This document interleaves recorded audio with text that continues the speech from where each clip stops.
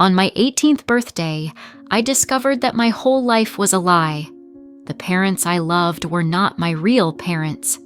They kicked me out of the house, unaware that I had known the truth a week before our conversation.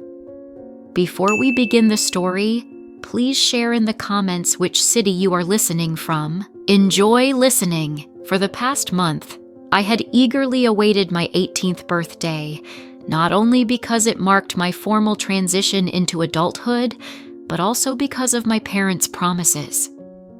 "Emily, your birthday will be special," my mom kept saying, smiling mysteriously.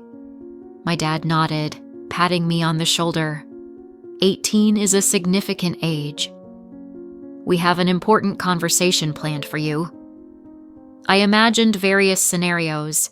Maybe they had decided to gift me a car or pay for my education at a prestigious university abroad, or perhaps it was about the family business, a small but profitable chain of coffee shops they had been developing over the past 15 years.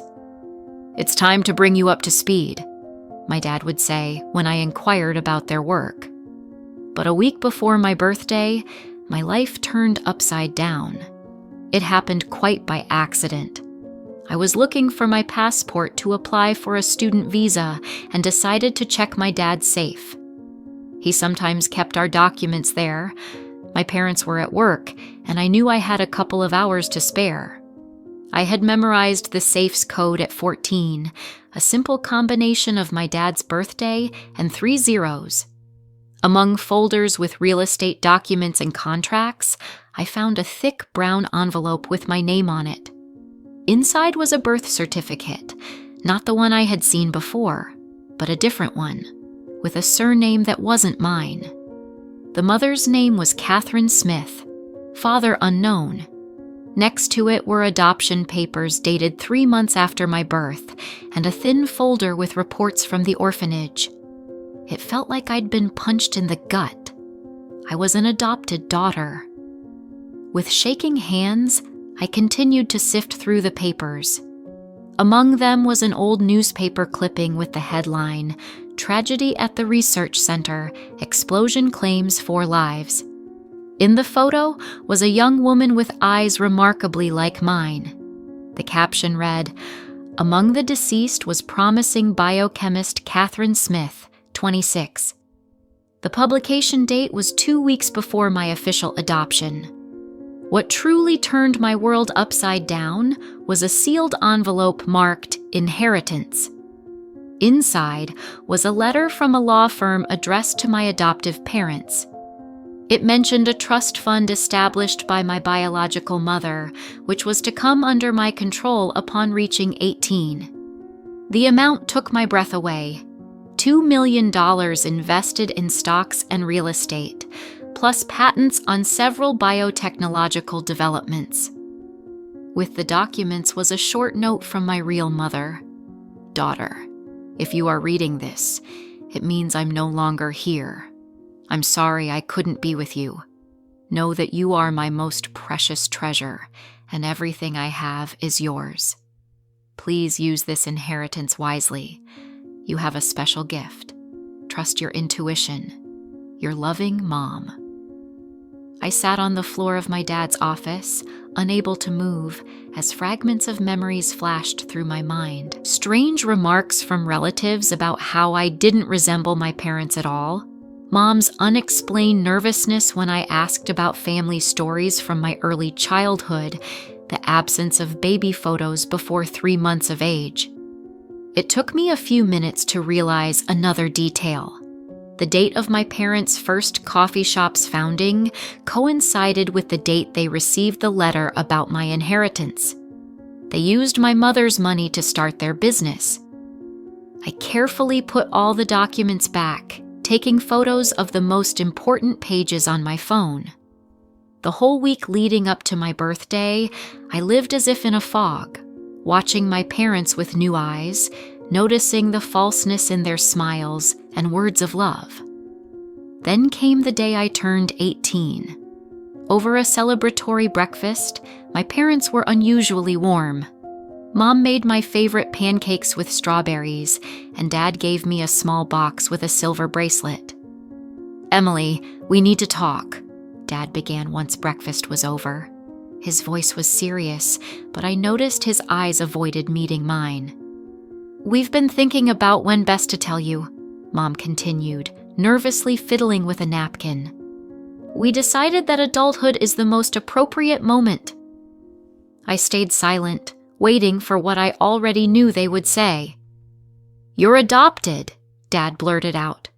"We took you from an orphanage when you were 3 months old. Your biological mother died in an accident, father unknown." I feigned the shock they expected.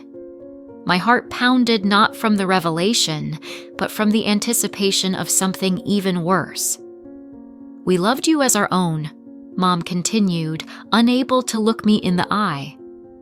"But now that you're an adult, we think you should start your independent life." Dad cleared his throat. "We paid for your education for the first semester, but you'll have to manage on your own from now on."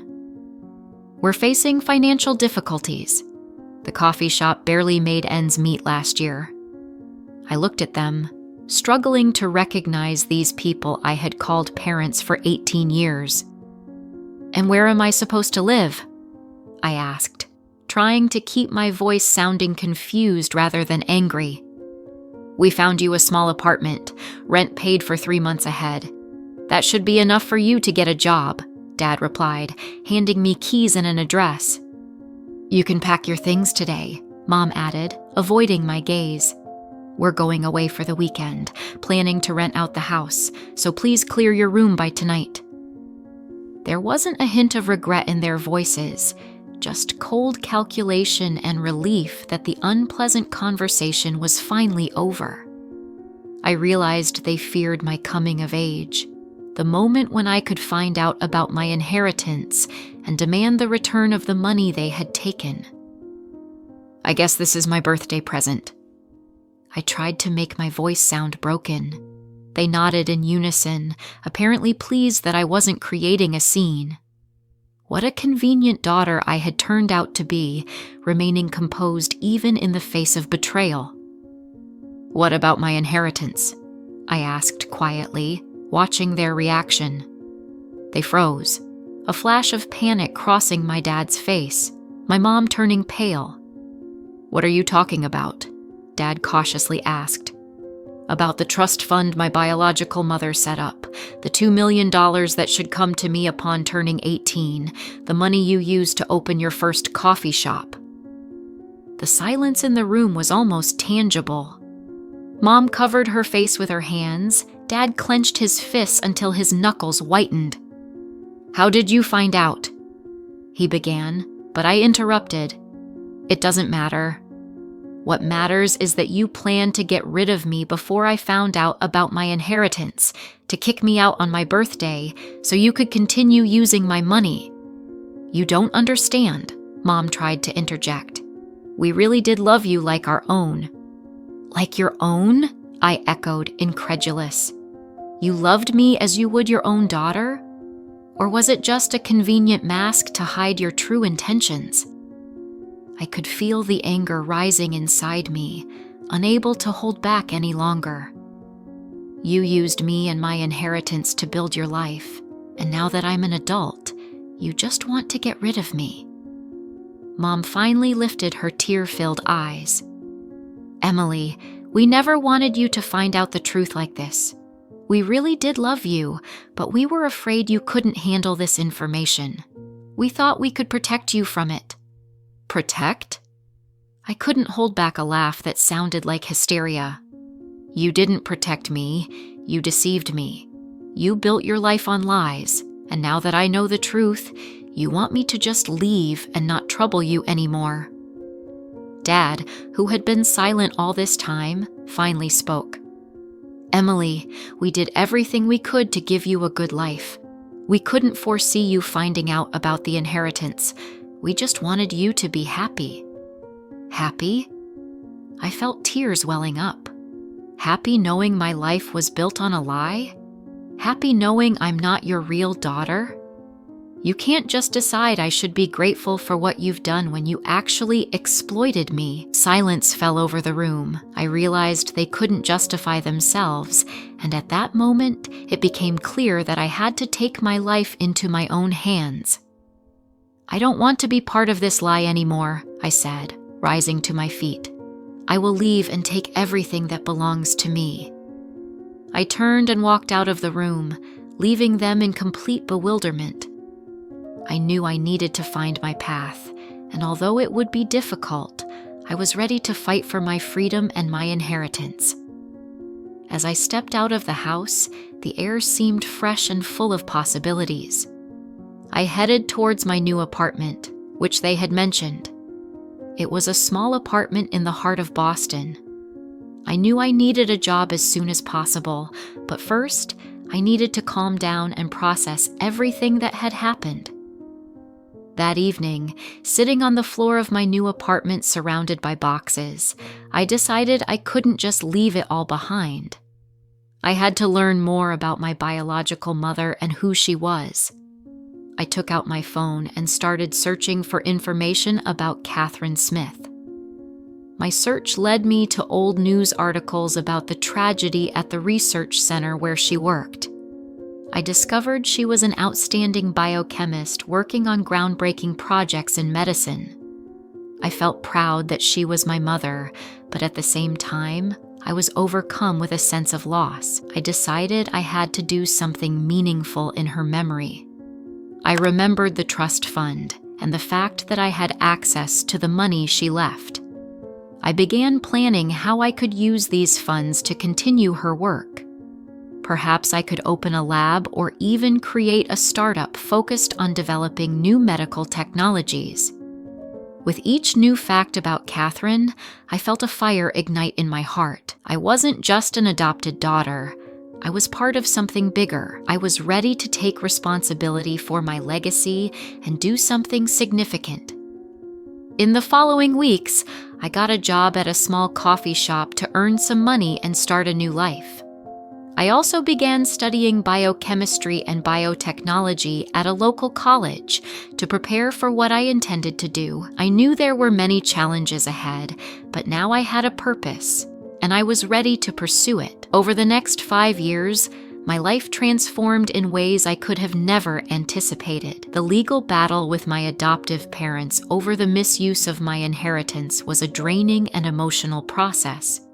It turned out that they had spent nearly half of the trust fund on expanding their chain of coffee shops. The court required them to pay back everything down to the last cent, including interest. As a result, they had to sell their business. I still vividly remember their faces in the courtroom, bewildered and aged. My mom cried during her testimony, admitting that initially they truly wanted what was best for me, but ended up succumbing to greed. My father looked broken, his pride shattered like a house of cards. Sometimes, I still wake up at night recalling their last words. "Forgive us, Emily. We truly loved you, but forgot that love is more important than money." Now, they live in a small apartment on the outskirts of the city. Mom works in a library, and Dad has taken a job as an accountant at a construction firm. We don't communicate, but occasionally I send them Christmas cards, just to let them know that I'm alive and well. As for me, life is good. I graduated from university with honors, earning a degree in biochemistry, the same field my biological mother excelled in. Studying her scientific work, I came to appreciate her talent. Catherine was developing new methods of drug delivery to revolutionize cancer treatment. 3 years ago, I founded a biotech company called Smith Innovations in her honor. We continue the research my mother started and recently secured a patent for targeted drug delivery to cancer cells, a breakthrough she dreamed of achieving. In my office hangs the newspaper clipping with her photograph. Every morning, as I arrive at work, I look into her eyes, the same shade of green as mine, and feel that she would be proud of me. Her letter proved prophetic. I indeed inherited a special gift for science from her. My personal life has also found stability. I met a wonderful person who accepted me with all my complex history. Michael, a physician, understands the importance of my work. We plan to marry next spring. Concerning the finances, the majority of my inheritance has been invested in research and the company's growth. The remainder supports a charity foundation for orphan children, providing them with a chance for education and finding their place in life. Reflecting on the day I discovered the documents in my father's safe, it seemed my world was falling apart, but now I realize it was merely the beginning of reconstruction. Yes, my adoptive parents made a grave mistake, one that they paid dearly for. However, their betrayal imparted a crucial lesson. True family consists not just of blood ties or adoption papers, but the choice we make every day, choosing honesty, love, and support for each other. Today, as I look at my life, I feel grateful to my biological mother for the legacy she left. Not merely material, but spiritual. Grateful to my adoptive parents for the years they genuinely loved me, even if it didn't end the way we hoped. Most importantly, grateful to fate for guiding me to where I am now. I am no longer the confused 18-year-old girl learning of betrayal by those closest to her. I am Emily Smith, daughter of Catherine Smith, continuing her work and forging my own story. And you know what? This story is just beginning. Did you like the story? Write your opinion in the comments.